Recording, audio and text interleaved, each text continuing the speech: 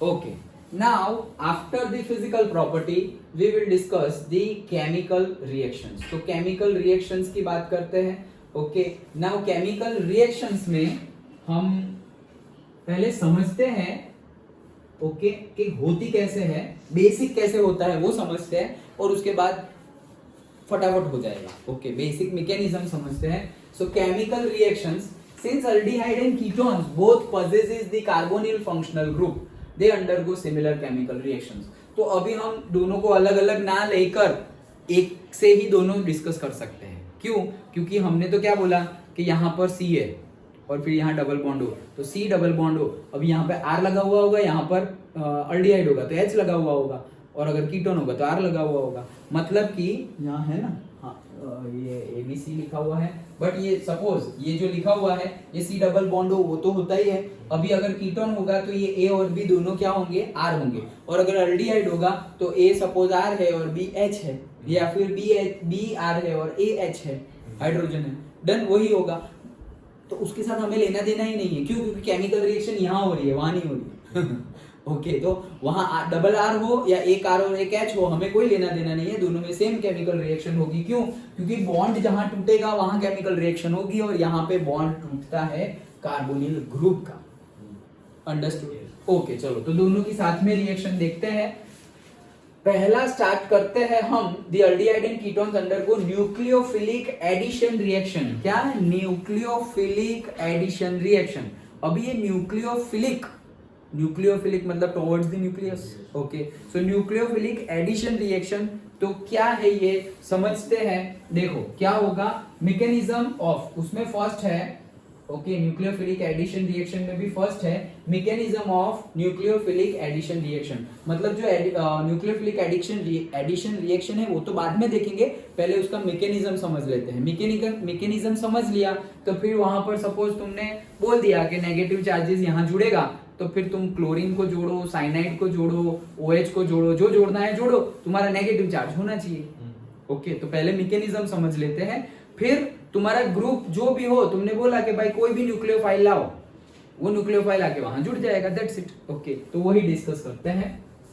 देखो, a nucleophile attacks the electrophilic carbon atom. अभी ये कार्बन इलेक्ट्रोफिलिक कैसे हो गया डिस्कस करते हैं. देखो यहाँ बेसिक मैकेनिज्म समझ लिया तो सारी रिएक्शन में ऐसा ही हो रहा है. ओके, देखो क्या है, सबसे पहले हमारे पास ये कार्बोनिल ग्रुप है. हमने स्ट्रक्चर ऑफ कार्बोनिल ग्रुप में अभी 2 दिन पहले देखा था, 1 दिन पहले, क्या कि वो तीनों के तीनों RCO, R और से RCOH तीनों के तीनों एक ही प्लेन में है. देखा था हमने, सेम प्लेन में है, ट्राइगोनल प्लेनर. ओके, और ये C के साथ ये जो O है वो भी वही प्लेन में है, लेकिन ये C का जो P वाला ऑर्बिटल है और ये O का जो P वाला ऑर्बिटल है वो दोनों भी बॉन्डिंग कर रहे हैं और वो बना रहे हैं pi bond. That we have discuss. यहां पर सबसे पहले जो टूटेगा वो वही टूटेगा, कौन? Pi bond. ओके, तो वो पाई बॉन्ड टूटा, और अगर हम देखें इलेक्ट्रॉन जो है वो यहाँ पे बॉन्ड में जो इलेक्ट्रॉन होंगे, oxygen is more electronegative than the carbon. तो वो इलेक्ट्रॉन किसके पास जाएंगे? ऑक्सीजन के पास. ऑक्सीजन के पास गए तो ऑक्सीजन हो जाएगा पार्शियल नेगेटिव चार्ज और कार्बन हो जाएगा पार्शियल पॉजिटिव चार्ज.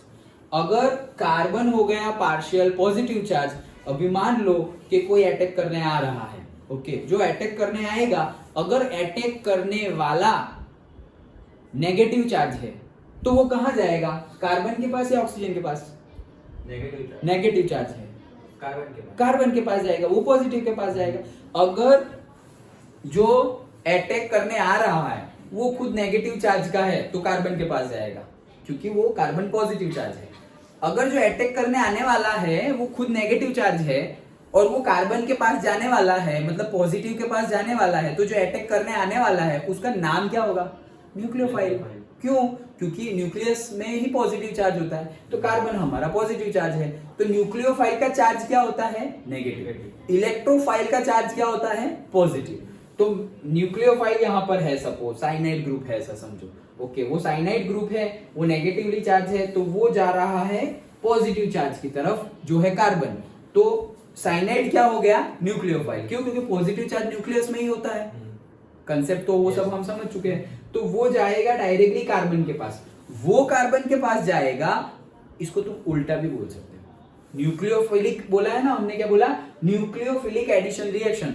तो न्यूक्लियोफिलिक एडिशन रिएक्शन मतलब न्यूक्लियोफाइल ऐड हो रहा है, उसको हम बोलेंगे न्यूक्लियोफिलिक एडिशन रिएक्शन। तो न्यूक्लियोफाइल ऐड हो रहा है मतलब न्यूक्लियोफाइल का चार्ज क्या होगा? नेगेटिव। न्यूक्लियोफाइल मतलब क्या? जो न्यूक्लियस के टॉवर्ड्स में अट्रैक्ट हो जाए वो न्यूक्लियोफाइल। तो न्यूक्लियस के टॉवर्ड्स में अट्रैक्ट होगा, न्यूक्लियस में पॉजिटिव चार्ज है, पॉजिटिव के टॉवर्ड्स में अट्रैक्ट कौन होगा? नेगेटिव। तो न्यूक्लियोफाइल का चार्ज क्या होगा? Negative charge. डन। अब वो नेगेटिव चार्ज जा रहा है किसके पास? कार्बन के पास।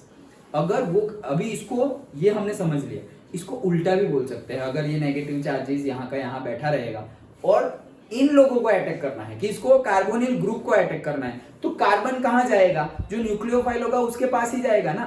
तो ये न्यूक्लियोफाइल जो नेगेटिव चार्ज है और से एनायन है, ये एनायन के लिए कार्बन क्या हो गया? इलेक्ट्रोफाइल हो गया। कार्बन इलेक्ट्रोफाइल हो गया क्योंकि वो टॉवर्ड्स द इलेक्ट्रॉन अट्रैक्ट होगा। कार्बन तो टॉवर्ड्स प्लस है तो towards the minus charge he attract होगा। तो ये एनायन के लिए कार्बन क्या है? इलेक्ट्रोफाइल।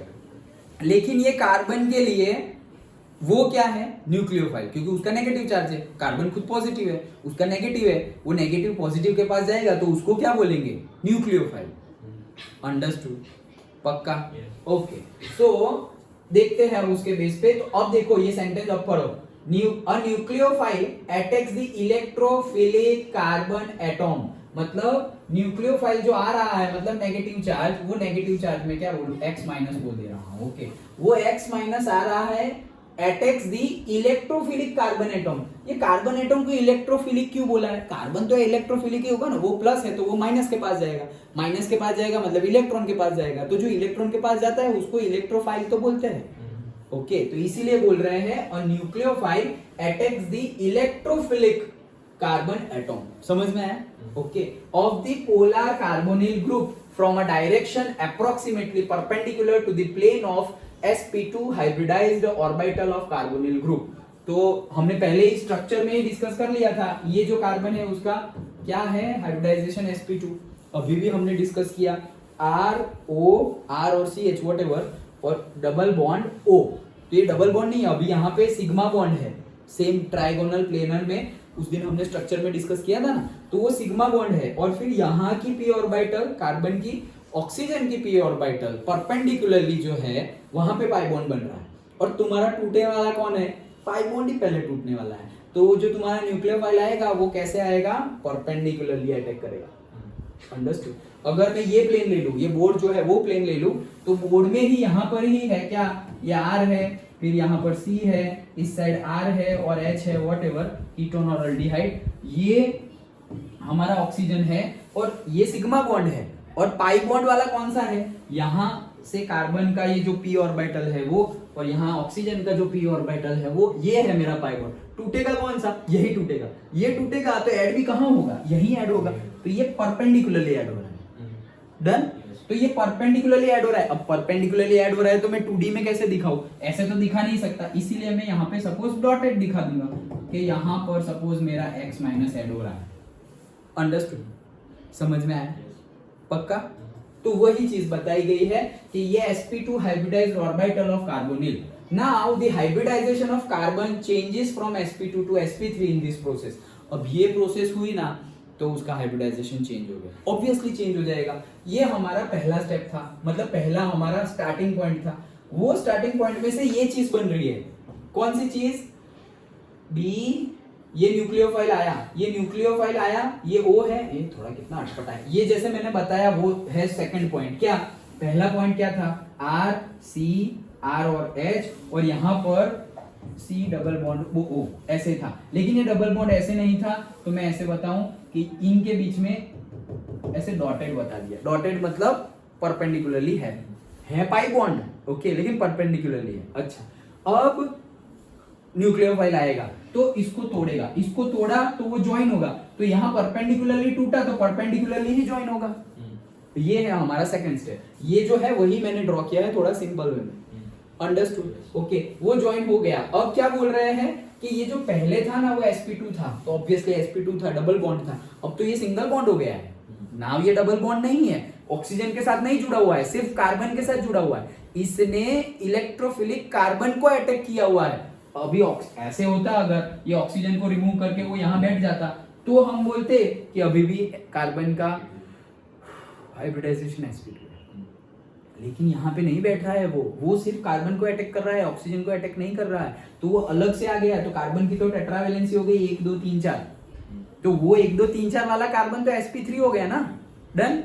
तो वो sp3 हो गया है इन this process and a tetrahedral alkoxide intermediate is produced। तो टेट्राहेड्रल अल्कोक्साइड बनेगा। ये अल्कोक्साइड क्यों बना? अल्कोक्साइड ही बनेगा क्यों? ये एक O हो गया ना, एक O हो गया तो उसको क्या बोलेंगे हम? अल्कोक्साइड बोलेंगे। क्यों? क्योंकि यहां पर जो भी आने वाला हो, अभी सोडियम आएगा तो सोडियम अल्कोक्साइड, वैसे ही। ओके, सो डिस्कस करते हैं आगे। कहां गया? इंटरमीडिएट इज प्रोड्यूस दिस नहीं कुछ छूट गया। In this process, a tetrahedral alkoxide intermediate is produced. Yes, this intermediate captures a proton from the reaction medium to give electrically neutral product. तो अब होगा क्या? ये तुम्हारा बन गया। अब प्रोटोनेशन हो रहा है, मतलब H प्लस आएगा। तो ये जो H प्लस आया ना, वो H प्लस ये O के साथ जुड़ जाएगा, तो ये O माइनस था और ये H प्लस है, तो वहां पर क्या हो जाएगा? डायरेक्टली न्यूट्रल हो जाएगा वो। सो वहां पे ये OH मिल गया तुम्हें। ये तो ये क्या है? तो ये अब हम केमिकल रिएक्शन देखने वाले हैं ना, तो यहाँ पर तुम्हें OH मिल गया। अभी सारी केमिकल रिएक्शन में तुम्हें सिर्फ ये न्यूक्लियोफाइल को चेंज करते रहना है। प्रोसेस डिट्टो यही होने वाली है। जो प्रोसेस हो रही है कि भाई CO बॉन्ड टूटेगा, ठीक है, वो जो नेगेटिव चार्ज आ रहा है न्यूक्लियोफाइल वो आके कार्बन के साथ जुड़ेगा, हाँ ठीक है, तो वो इंटरमीडिएट बन गया। ओके, अब क्या करना है? तो अब एसिड वाला H2O मतलब हाइड्रेशन करेंगे तो क्या होगा? H प्लस ऐड हो जाएगा। H प्लस ऐड होगा तो क्या होगा? वो जो O है ना, ये अकेला जो O था वहां पे H आ जाएगा, बात खत्म। ओके, सब में यही प्रोसेस होने वाली है आगे, तो ये अच्छे से समझ लो, डाउट हो तो पूछो। ओके, हाँ, so proton from the reaction medium electrically neutral product. The net result is the addition of nucleophile and H plus across the carbon oxygen double bond as shown in the figure. Net reaction क्या हुआ? Net reaction simply क्या हुआ है? यहाँ C है, यहाँ O है, ये पाई बॉन्ड टूट गया है, एक बॉन्ड टूटा, 2 वैलेंसी खुली, ये कार्बन की जो वैलेंसी खुली वहां पर क्या आ जाएगा? वो जो न्यूक्लियोफाइल है वो वहां आ जाएगा, और ऑक्सीजन की भी वैलेंसी खुली, तो वो जो H प्लस प्रोटोनेशन हाइड्रोलिसिस किया ना, तो वो H प्लस वहां आ जाएगा, बात खत्म, डन। ओके, तो वो हो जाएगा, वही चीज बताई गई है। समझ में आया? ये मैकेनिज्म था। अब ये अलग अलग न्यूक्लियोफाइल अब हम लेंगे और सेम चीज करते रहेंगे। मैकेनिज्म समझ गए? फिर से एक बार अगर रिवीजन के तौर पे मैकेनिज्म समझाऊं तो क्या होगा, देखो एकदम शॉर्ट में बताऊं तो क्या होगा।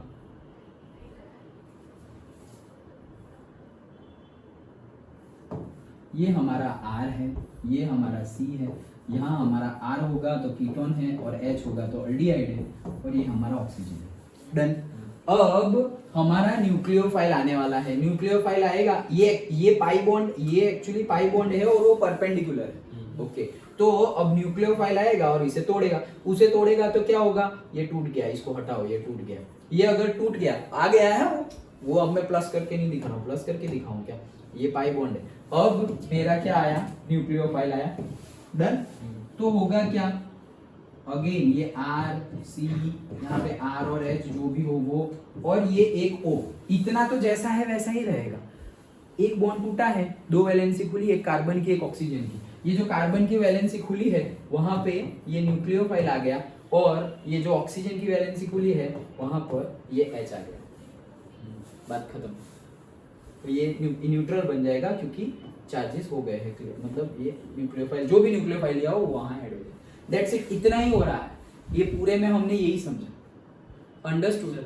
और H, ये H कहां से आएगा? प्रोटोन हाइड्रोलिसिस करोगे तब आएगा, अदरवाइज उसके पहले सिर्फ ये इतना ही आएगा। हाँ बोलो सर, वो ऑक्सीजन का पाइवट है, वो परपेंडिकुलर किसके रिस्पेक्ट में परपेंडिकुलर? वो प्लेन के रिस्पेक्ट में। जैसे कि ये प्लेन है, ये मोड वाला प्लेन है, तो ये कार्बन है, ये ऑक्सीजन है, कार्बन और ऑक्सीजन के बीच में ये सिग्मा बॉन्ड है, और यहाँ पर R है और यहाँ पे R और H है, उसके साथ तो कोई लेना देना नहीं।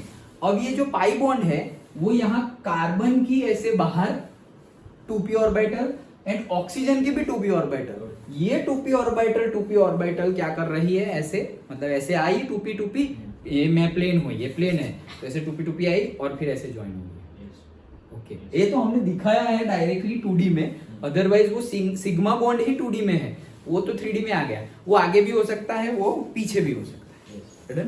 ओके हाँ, तो इतना ही प्रोसेस है। अब अच्छा चलो, सो ये हमने प्रोसेस समझ लिया। देखो यहाँ पर भी अगर ये थोड़ा सा ऐसा कुछ डिफिकल्ट नहीं है, लेकिन हमने इससे थोड़ा इजी वे में बताया, अदरवाइज वही चीज है, ये पार्शियल पॉजिटिव, ये पार्शियल नेगेटिव, उसके बाद न्यूक्लियोफाइल अटैक कर रहा है, न्यूक्लियोफाइल अटैक करेगा किस पे, पॉजिटिव पे, तो पॉजिटिव पे ऐड किया, ये जैसा था वैसा का वैसा डिट्टो लिख दिया है, और ये जो कार्बन है वहां पे NU आ गया, तो कार्बन पे NU आ गया है, ठीक है। अब ये जो ऑक्सीजन है वहां पर वो माइनस हो गया है, क्यों माइनस हो गया है, क्योंकि यहाँ पर बॉन्ड टूट गया ना, ओके बॉन्ड टूट गया है, अब कोई ऐड होगा अंदर तो उसका माइनस भी चला जाएगा, तो हमने हाइड्रोलिसिस कर दिया, वहां से H+ आ गया और वो H यहाँ पे जुड़ गया, दैट्स इट, डन। ओके, अब समझ में आ गया।